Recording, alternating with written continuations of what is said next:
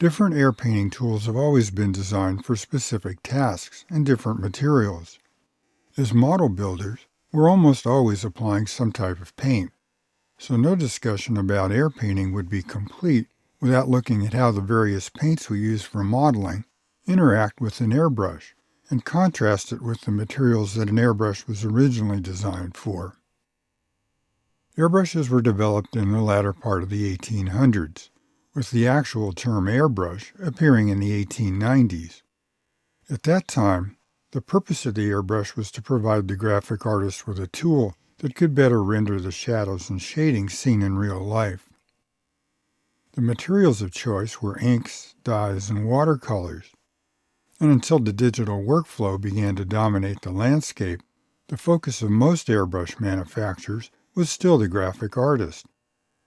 Airbrush companies treated airbrushes designed for paint as the necessary stepchild.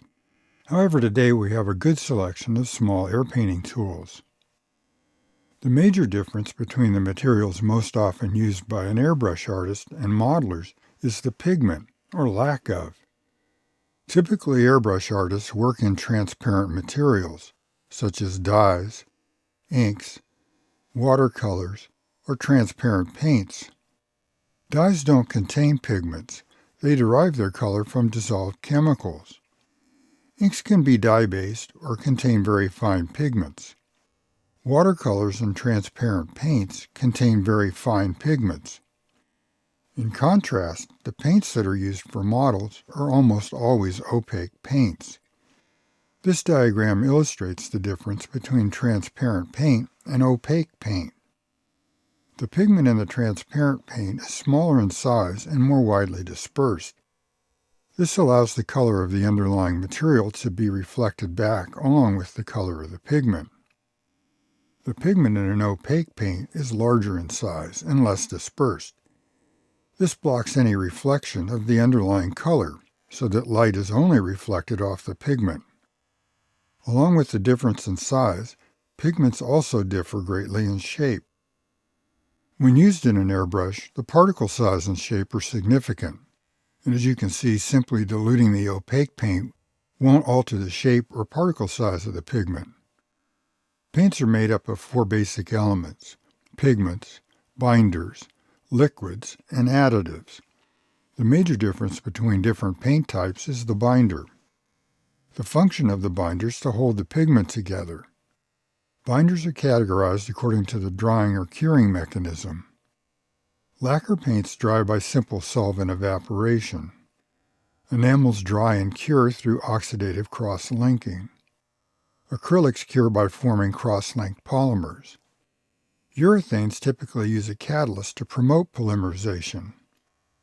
Each of these binders has a very different behavior when mixed with air and blown off the tip of an airbrush needle.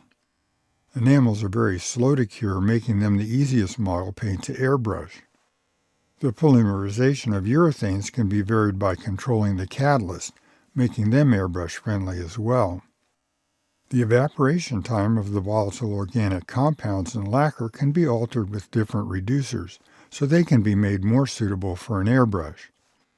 To some degree, acrylics have a life of their own, because the polymerization process is rapid and it begins quickly when mixed with air, making them the least airbrush-friendly material.